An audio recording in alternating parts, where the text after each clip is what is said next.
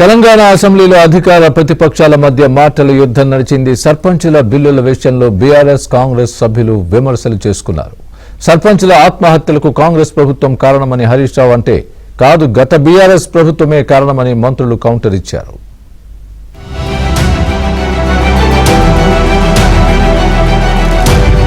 తెలంగాణ అసెంబ్లీలో బిల్లుల లొల్లి.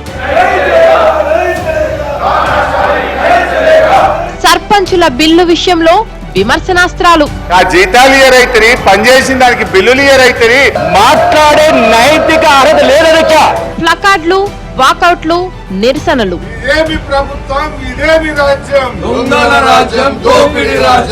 అధికార విపక్షాల మధ్య మాటల యుద్ధం. తెలంగాణ అసెంబ్లీ సమావేశాలు వాడివేడిగా సాగాయి. సర్పంచుల బిల్లుల చెల్లింపు విషయంలో అధికార కాంగ్రెస్, విపక్ష బీఆర్ఎస్ మధ్య మాటల తూటాలు పేలాయి. రెండు పార్టీల సభ్యులు పరస్పరం విమర్శలు చేసుకున్నారు. ఉదయం అసెంబ్లీకి ప్లకార్డులతో వచ్చిన బీఆర్ఎస్ సభ్యులు సభలో ప్రభుత్వానికి వ్యతిరేకంగా నినాదాలు చేశారు. లగచర్ల రైతులకు బేడీలు వేసి అవమానించారని నిరసన చేపట్టారు.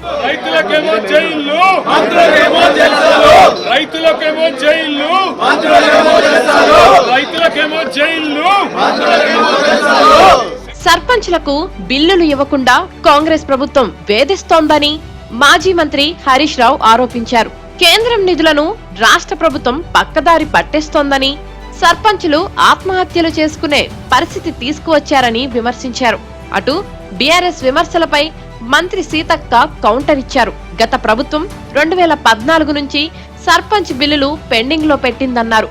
వాటిని తమ ప్రభుత్వం క్లియర్ చేసిందన్నారు. వాళ్ళ డబ్బులు వాళ్ళు ఖర్చు పెట్టుకోవడానికి కూడా ఫైనాన్స్ నుంచి క్లియరెన్స్ ఇయ్యక, చెక్కులు పాసుగాక ఇవాళ సర్పంచులు ఆత్మహత్య చేసుకునేటువంటి పరిస్థితి వచ్చింది.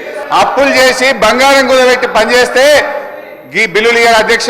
ఒక్క నెలలో 1200 కోట్లు బడా కాంట్రాక్టర్లకు ఇస్తారు. ఈ చిన్న కాంట్రాక్టర్లు 5 లక్షలు 10 లక్షలు చేసిన సర్పంచులు, ఎంపీటీసీలు, జెడ్పీటీసీల మీద ఎందుకు పగబట్టి కక్షతో వాళ్ళని ఇబ్బంది పెడుతున్నారని చెప్పి నేను ఈ రోజు ప్రభుత్వాన్ని అడుగుతున్నా అధ్యక్ష. వీళ్ళు బిల్లులే కాదు అధ్యక్ష, ఎంపీటీసీలు, సర్పంచులు, జెడ్పీటీసీలు దిగిపోయి 9 నెలలైంది. ఇంకా వాళ్ళ జీతాలు కూడా పెండింగ్లు ఉన్నాయి. వాళ్ళు మిత్తిలు కట్టలేక, అప్పులు కట్టలేక ఇవాళ చాలా బాధల్లో ఉన్నారు.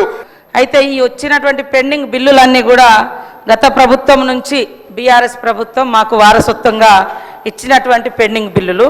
అయితే ఇవి లాస్ట్ ఏదో 1-2 ఇయర్స్ నుంచి కాదు సార్, 2014 నుంచి కూడా ఇట్లనే వస్తూ వచ్చింది. పెండింగ్ బిల్స్ నా దగ్గర ఉన్నాయి, కావాలంటే వాళ్ళకి ఆ స్టేట్మెంట్స్ కూడా ఇవ్వడం జరుగుతుంది అధ్యక్ష. ఇప్పుడు ఆర్థిక శాఖ మంత్రి గారు ఆ రోజు హరీష్ రావు గారే ఉన్నారు. వారు ఇంత బాధపడుతున్నారు. మీ చేతిలో ఉండి ఇట్లా ఒక సంతకం పెట్టించుంటే ఆ రోజు అన్నీ క్లియర్ అయ్యేటి. మేము వచ్చినాక సర్పంచ్లో లేరు, సర్పంచ్ల బిల్లులు మా దగ్గర పెండింగ్ లేవు. అయినా కూడా సార్ మా ప్రభుత్వంలో మరి ఇప్పటి వరకు జీపీల కోసం 740 కోట్ల రూపాయలను ఇవ్వడం జరిగింది. మేనిఫెస్టోను అమలు చేయకుండా కాంగ్రెస్ పార్టీ మోసం చేస్తోందని హరీష్ రావు విమర్శించారు. మాజీ సర్పంచులకు జీతాలు ఇవ్వడం లేదని ఆరోపించారు. హరీష్ రావు వ్యాఖ్యలపై మంత్రి శ్రీధర్ బాబు కౌంటర్ ఇచ్చారు. బీఆర్ఎస్ హయాంలోనే సర్పంచులు ఆత్మహత్యలు చేసుకున్నారన్నారు. గత ప్రభుత్వం పెట్టిన బకాయిలను ఒకటి తర్వాత ఒకటి తాము తీరుస్తున్నామన్నారు. మేనిఫెస్టో, కాంగ్రెస్ పార్టీ మేనిఫెస్టోలో ఏం చెప్పింది అధ్యక్ష?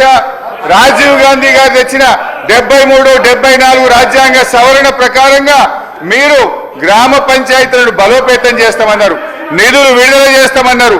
కానీ మీరు అదేది కూడా చేయకుండా ఇవాళ మోసం చేస్తున్నారు. మాజీ సర్పంచ్లకు, మాజీ ఎంపీటీసీలకు పింఛన్లు ఇస్తామన్నారు. పింఛన్ మాట దేవుడు కానీ వచ్చే జీతం కూడా ఇస్తలేదు అధ్యక్ష.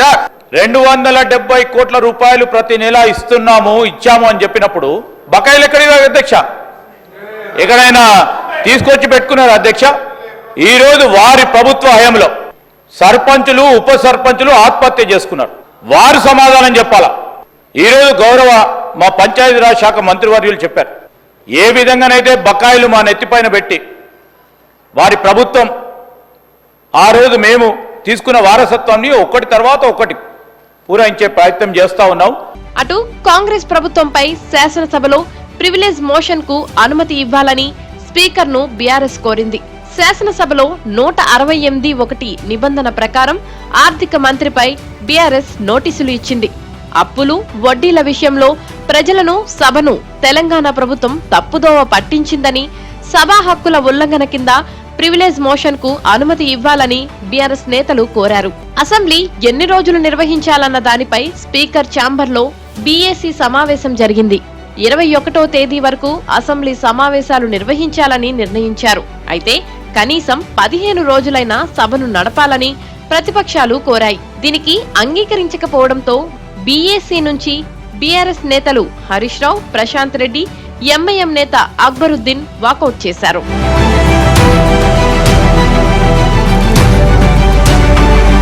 అటు శాసనసభ, ఇటు మండలిలోనూ సభ్యులు ప్లకార్డులతో నిరసనలు తెలిపారు. సభ నుంచి వాకౌట్ చేశారు. చైర్మన్ గుత్తా సుఖేందర్ రెడ్డి ఛాంబర్ ముందు బీఆర్ఎస్ ఎమ్మెల్సీలు ధర్నా నిర్వహించారు. లగచర్ల రైతులను విడుదల చేయాలని బీఆర్ఎస్ ఎమ్మెల్సీలు డిమాండ్ చేశారు.